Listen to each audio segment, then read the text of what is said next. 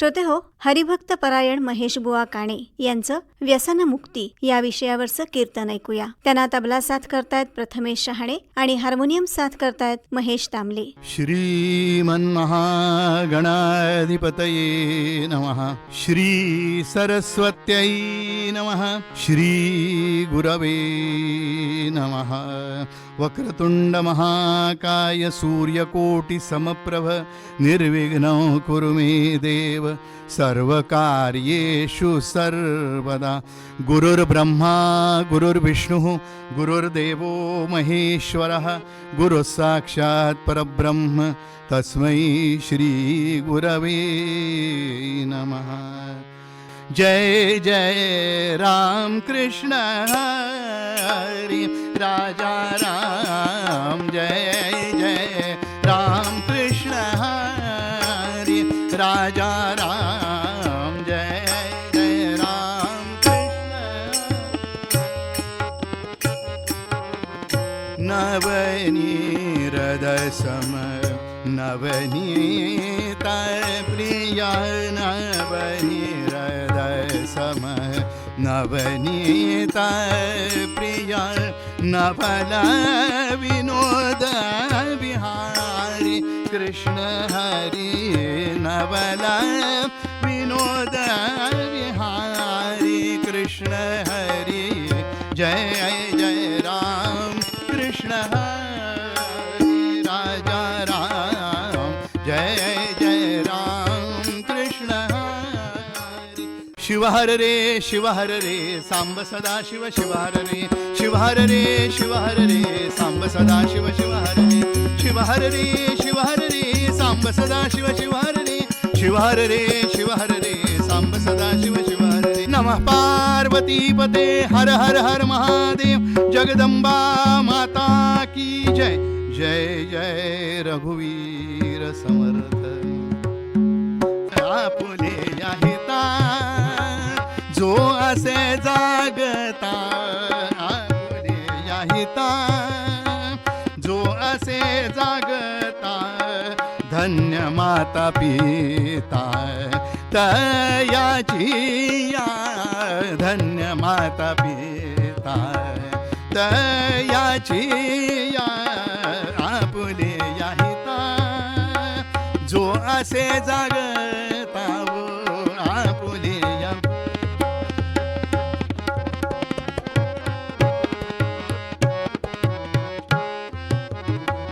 जो असे जागता पुढे कन्या पुत्र होती जे सात्विक पुढे कन्या पुत्र होती जे सात्विक तयाचा हरीख वाटे देवा तयाचा हरीख वाटे देवा. गीता भागवत करीती श्रवण गीता भागवत करीती श्रवण अखंड चिंतन विठोबाचे अखंड चिंतन विठोबाचे. तुका म्हणे माझ घडो त्यांची सेवा तुका म्हणे घज आ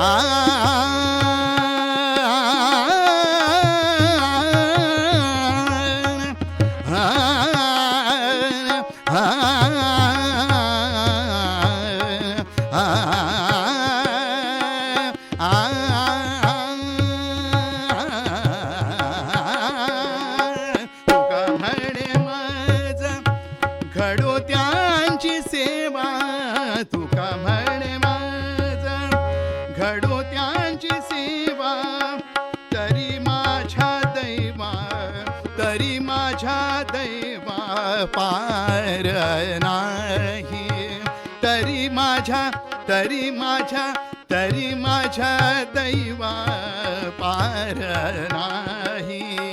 आपुले हिता जो असे जागता आपुले हिता जो असे जागता आपुले याहिता, आपुले याहिता जो असे जागता.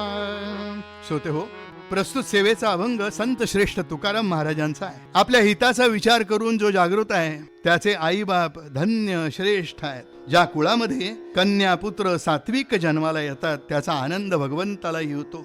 जेथे निरंतर भागवत गीता वाचली जाते, श्रवण केली जाते, तिथे सर्व काळ देवाची वस्ती असते, तिथे भगवंत सतत राहतात. तुकाराम महाराज म्हणतात, अशाची सेवा जर मला मिळाली तर माझ्या दैवाला पारावार नाही. युक्तार विहारस्य युक्त चेष्टस्य कर्मसु युक्त स्वप्नावबोधस्य योगो भवति दुःखः. शास्त्रकार म्हणाले, उत्तम नरदेह प्राप्त झाला पण हित करावं हे कळलं नाही आणि त्या कारणानं दुर्लभ असा नरदेह प्राप्त झाला पण तो यथातथा खर्च झाला, अन्य कारणासाठी खर्च झाला तर त्याच्यासारखं दुःख नाही. याला श्रेष्ठ म्हणण्याचं कारण असं की इतर प्राण्यांपेक्षा ज्ञान नावाची गोष्ट याच्याकडे जास्त आहे. आहार निद्रा भय मैथुनंच सामान्यमेतत् पशुभिर्नराणाम ज्ञानो हि तेषां अधिको विशेषः ज्ञानेन हीन पशुभिः समानः. मी मूळचा कोण आहे याची जी ओळखण करून घेणं त्याला ज्ञान असं म्हणतात. अनेक जन्माची पुण्याई फळाला आली म्हणून हित काय हे जाणलं पाहिजे. तर हित म्हणजे आत्मोद्धार आणि हे आत्मोद्धार करण्यासाठी 4 पुरुषार्थ शास्त्रांनी सांगितलेले आहेत. धर्म अर्थ काम आणि मोक्ष हे 4 पुरुषार्थ साधायचे असतील तर नियमानंच वागलं पाहिजे म्हणून पहिला स्तंभ सांगितला धर्म आणि त्यानंतर काम आणि अर्थ, अर्थ आणि काम हे 2 कामना स्वरूप आहेत, साधन स्वरूप आहेत आणि त्यानंतरचा मोक्ष हा त्याचं फलस्वरूप आहे. धर्मानी अर्थ आणि धर्मानी काम संपादित कराल तर खऱ्या अर्थानं धर्माचरण आपल्या हातून घडेल आणि आपल्या जीवाचा आत्मोद्धाराचा मार्ग मोकळा होईल. हाच विषय साधा सोपा तत्वज्ञान या स्वरूपात मांडलेला आहे. आपलं शरीर उत्तम असलं पाहिजे म्हणून भगवद्गीता म्हणाली, युक्तार विहारस्य युक्त चेष्टस्य कर्मसु युक्त स्वप्नावबोधस्य योगो भवति दुःखः. आरोग्यम परमा लक्ष्मी स्वास्थ्यम सर्वार्थ साधनम व्यसनम नाम हेतूनाम त्याज्यम दूरत एवच. उत्तम आरोग्य असलं तर पैशाचं रक्षण होतं आणि एखादा व्यसनाधीन झाला तर मात्र हॉस्पिटलच्या फेऱ्या मारण्यातच अर्धा खर्च होतो. उत्तम कार्य घडण्यासाठी शरीरही उत्तमच असावं लागेल म्हणून आपण कोणतंही व्यसन न ठेवता त्यापासून दूर राहिलं पाहिजे. अगदी पांडव सुद्धा द्यूतामध्ये हारले याचं कारण त्यांना असलेलं त्या खेळाचं व्यसन आणि ते खेळता खेळता त्याच्यामध्ये हारले. राजे असून सुद्धा वनवासात फिरायची वेळ आली पण हे वैभव गेलं कशामुळं तर मुळामध्ये जे व्यसन धरलं खेळाचं त्या व्यसनामुळं त्यांना हा अशा प्रकारचा त्रास सहन करायला लागला. सुभाषितकार म्हणाले, दुर्जन परिहर्तव्यो विद्यालंकृतो हा मणिनांभूषिता सर्पा किमसौ न भयंकरः. जो मनुष्य व्यसनाच्या अधीन आहे तो दुर्जन समजावा. हुशार उच्च कुळातला असला तरी देखील त्याचा त्याग करावा. गाडगे महाराज म्हणतात, मद्यपी जुगारी अफू गांजा तंबाखू आदी पदार्थ खाऊन आपलाच पैसा जातो, व्यसनामुळे पत जाते, शेवटी शरीरही जातं आणि ह्याचा परिणाम इतक्यात थांबत नाही तर तो प्रपंचालाही त्रासदायक ठरतो. नव्हे नव्हे पुढच्या पिढीलाही हा कुणाचा मुलगा तर अमक्याचा मुलगा असं संबोधलं जातं आणि परिणामी तो पुढेही त्रासदायक ठरतो. यामुळे बुद्धिभ्रष्ट होते. यात एखादी व्याधी चिकटली तर मात्र आणखीनच वाईट अवस्था प्राप्त होते. नरक यातना या जीवनामध्ये भोगाव्या लागतात. म्हणून गाडगे बाबा म्हणाले, मद्यपान हे मूळ पापाचे ऐसे संत सांगेसाचे त्यासी जोडून ठेवी तसे वाचे तोची नरक भोगी. दारू गांजा अफू ताडी त्याने भ्रष्ट होय गाडी संसारासी होय कुराडी संत वदती तयाला. कबीर महाराज देखील याच पद्धतीनं या धुंदीमध्ये असणाऱ्या माणसाचं वर्णन करतात. कबीर मदिरा जो पिये वो मतवाला होय अजहू सुध नहीं लेत कबहू चेते कोय. ही व्यसनं आपल्याला बाजूला फेकून दिली पाहिजेत आणि ही जर फेकली नाहीत तर कामक्रोधादी षड्रिपूंसारखे दोष आपल्यामध्ये जे आहेतच त्यांची वृद्धी होते. शास्त्रकार याविषयी म्हणतात, त्रिविधम नरकस्येदम द्वारम नाशमनात्मना कामक्रोधस्तथा लोभ तस्मादेत्रयम त्यजेत. व्यसनं करायची असतील तर 2 प्रकारची करायला शास्त्राने परवानगी दिली आहे. शास्त्रकार याविषयी म्हणाले, व्यसनानि संति बहुशो व्यसनद्वयमेव केवलं व्यसनं विद्याभ्यासनं व्यसनं अथवा हरिपादसेवनं व्यसनं. शास्त्रकारांनी त्यातलं पहिलं सांगितलं, विद्याभ्यासनं व्यसनं. अभ्यास करा, नवीन काहीतरी शिका. सर्वात जर महत्त्वाचं जीवाचं कल्याण करणारं व्यसन असेल तर ते मात्र हरिपाद सेवनम व्यसनम. याचा अर्थ भगवंताची भक्ती करा आणि आपल्या जीवाचा उद्धार साधा. हेच मूळ पद्यामध्ये महाराज सांगतात, आपुलिया हिता जो असे जागता. आपुलिया हिता जो असे जागता. आपुलिया हिता जो असे जागता. धन्य माता पिता तयाची या. धन्य माता पिता तयाची या. आपुलिया हिता जो असे जागता. आपुलिया हिता जो असे जागता. आपुलिया हिता जो असे जागता. जो असे जागता. जो असे जागता. राधा कृष्ण गोपाल कृष्ण राधा कृष्ण गोपाल कृष्ण राधा कृष्ण गोपाल कृष्ण राधा कृष्ण गोपाल कृष्ण राधा कृष्ण गोपाल कृष्ण राधा कृष्ण. राधा कृष्ण गोपाल कृष्ण राधा कृष्ण गोपाल कृष्ण राधा कृष्ण गोपाल कृष्ण. पुंडलिक वरदारी विठ्ठल श्री ज्ञानदेव तुकाराम. द्वारकेमधून भगवंतानं निघावं आणि आपल्या भक्ताचा शोध करत करत करत करत यावं. कुठे यावं? प्रतिष्ठान हे नाम विख्यात ज्याचे. जया लाभले तीर या गौतमीचे. तिथे सांडुनी राहिला जो अहंता. नमस्कार माझा सद्गुरु एकनाथा. नाथांची भक्ती पाहिली, प्रेम पाहिलं, समाजाविषयीचं त्यांचे असलेले भाव पाहिले आणि म्हणून द्वारकाधीश भगवंताला सुद्धा पैठण क्षेत्री येण्याचा मोह झाला. नाथ महाराजांकडे इतर संतांकडे असलेल्या गुणाची जी वैशिष्ट्य होती ती सुद्धा नाथ महाराजांकडे होती. कसे होते नाथ महाराज? नामदेवस्य भक्तिस्यात् ज्ञानम ज्ञानेश्वरस्य च तुकारामस्य वैराग्यम नाथो संति त्रयो गुणः. नामदेवासारखी प्रेममय भक्ती, ज्ञानदेवासारखा पूर्ण ज्ञानाची स्थिती आणि तुकारामासारखं वैराग्य असा त्रिवेणी संगम नाथाच्या चरित्रामध्ये आपल्याला पाहायला मिळतो. समाजामधले दोष काढावेत आणि समाज सुदृढ निकोप बनवावा असं ध्येय असलेला, समाजाचा उद्धार करणारा असा नाथबाबा पैठण क्षेत्रामध्ये राहत होता. आपल्या या समाजासाठी आपल्याला काहीतरी करायचं आहे म्हणून रोज संध्याकाळी कथा कीर्तन प्रवचन नाथाच्या घरी उत्तम प्रकारे व्हायची. आणि खऱ्या अर्थाने या प्रपंचाशी निर्विकार असले तरी प्रपंचात असूनही भगवंत प्राप्त करून घेणारे म्हणून नाथाला पाहिलं जातं. रोज कथा कीर्तन व्हायची. श्रीखंड्या म्हणजे भगवंत स्वतः मृदुंगावर बसायचे. भगवंताचंच गुणगान भगवंतासमोर, त्यामुळं नाथालाही आनंद व्हावा आणि इतकंच काय, समोर जमलेल्या जनता जनार्दनालाही खूप आनंद नाथाच्या कीर्तनातून मिळायचा. या कीर्तनाला एक सुशीला नावाची स्त्री येऊन पुढं बसायची. धनिकाची पत्नी असावी आणि प्रवचन सुरू झालं की डोळ्यातनं अश्रुधारा वाहायच्या. नाथाने हिच्याकडे पाहावं. सुशीला नामे एक सती नित्य येई पुराणा प्रती. परी दुःखी असे चित्ती काय दुर्दैव जाहले. देरेना देरेना. या सुशिलेच्या डोळ्यातली आसवं पाहावीत आणि नाथांच्या मनात गलबलून यावं. विचारावं, का ग काय झालं, का बरं तू दुःखी आहेस. निरोप पाठवावा कुणाकरवी की नाथांनी आज तुला भेटायला बोलावलंय. प्रवचन संपलं आणि नाथांच्या मागून निमूटपणे चालत नाथांच्या वाड्यात येऊन बसली. पत्नीनं पाणी आणून दिलंय, गिरिजाबाई त्यांचं नाव. ते पाणी घेतलंय आणि नाथांच्या समोर हुंदका जो आतापर्यंत आवरून ठेवला होता तो बाहेर पडला. नाथांनी विचारावं, काय झालं, आणि मग मात्र तिनं सांगायला सुरुवात केली. म्हणाली, महाराज काय सांगू, पती माझा श्रीमंत असे भारी हो, पती माझा श्रीमंत असे भारी, पै राहे तो नित्य व्याभिचारी, परी राहे तो नित्य व्याभिचारी,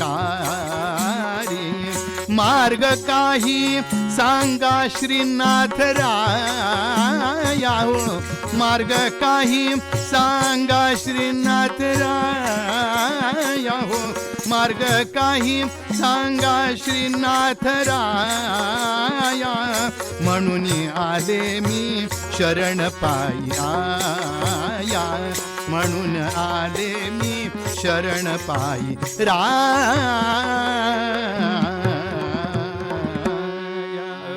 माझा नवरा संध्याकाळ झाली की त्याचा दिवस सुरू होतो आणि लोक साधारण उठायला लागली की हे झोपतात.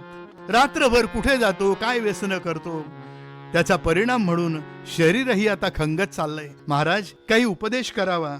असे दुःख ते ऐकून या सतीचे, हे लावले दुःख त्या मानवाचे, बहुधीर देती तदा ते सतीला, करू पाहती शुद्ध त्याच्या मतीला.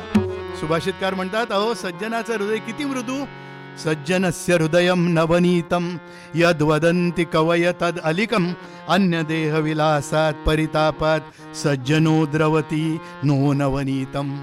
ते लोणी सुद्धा विरघळणार नाही, पण संताचं हृदय मात्र दुसऱ्याचा ताप बघून क्षणार्धात विरघळतं. नाथांना अतीव दुःख झालं.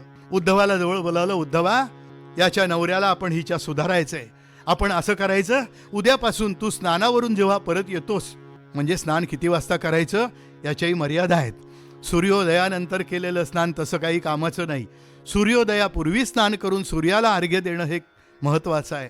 आपली स्नानाची वेळ पहाटेची, गोदावरीवर स्नान करावं आणि परतून येताना सावकारांच्या महालासमोर उभं राहायचं आणि त्यांना सांगायचंय की नाथांनी तुला दंडवत सांगितला, एवढंच सांगायचं आणि एक नमस्कार तिथे पायरीवर घालायचा आणि पुढे यायचं. आता उद्धवानी हे कार्य सुरू केलं. स्नान करावं आणि या सुशीलाबाईंच्या त्या राजवाड्यासमोर उभं राहावं, नमस्कार करावा, हाक मारून सांगावं की नाथ महाराजांनी आपल्याला दंडवत सांगितलाय. रोज सकाळी ह्याची मोठ्याने हाक ऐकायला यायची, हा जागा व्हायचा पण परत झोपायचा. म्हणायचं काय कटकट आहे, माझी झोपायची वेळ आणि याची हाक मारायची वेळ एकच येते, काय करावं. संतापायचा. एक दिवस हा जागाच राहिला काठी घेऊन आणि मग मात्र समोर उभा राहिला. इकडून हा उद्धव यायला आणि हाक मारणार, तोच ह्यानं काठी उगारली. म्हणला, याद राख इथं ओरडारडा केला तर परत आलास तर पाय मोडून घरी पाठवील. घडलेला प्रसंग नाथ महाराजांना उद्धवानी सांगितला. महाराज म्हणले, काही चिंता करू नको, उद्यापासून मी जाईन स्वतः. आणि म्हणून दुसऱ्या दिवशी नाथ महाराजांचं स्नान आवरलं, गोदावरीवरून निघाले आणि थेट येऊन याच्या दाराशी उभे राहिले, हात जोडले, हाक मारली, महाराज आपल्याला भेटायला आलोय.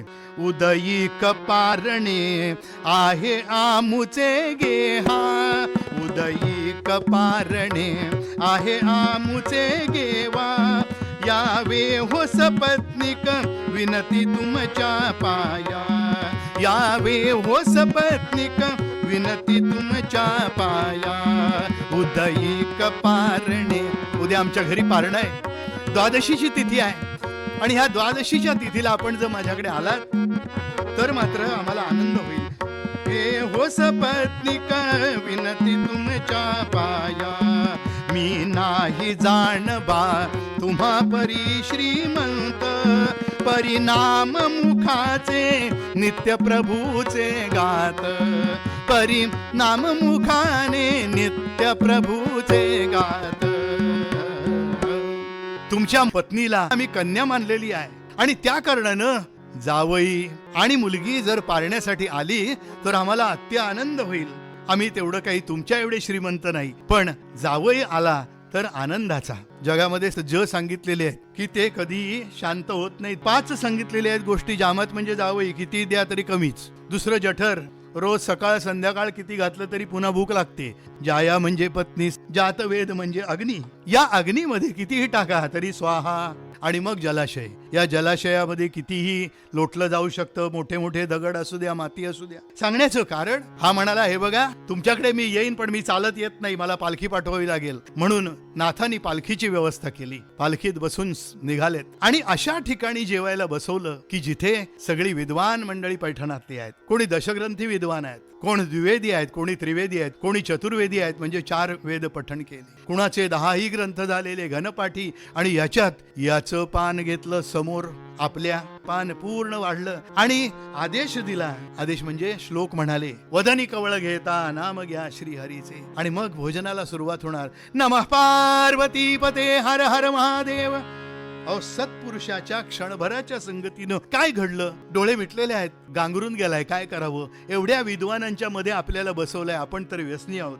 सत्पुरुषाच्या प्रसाद मात्रे उपरती त्या जाहली, वृत्ती नाथ चरणी लागली, वृत्ती नाथ चरणी लागली. आगमनाने आपुल्या कुटीमम, आगमनाने आपुल्या कुटीमम, पवित्रता पावली, उठावे पाकसिद्धी झाली, उठावे पाकसिद्धी झाली.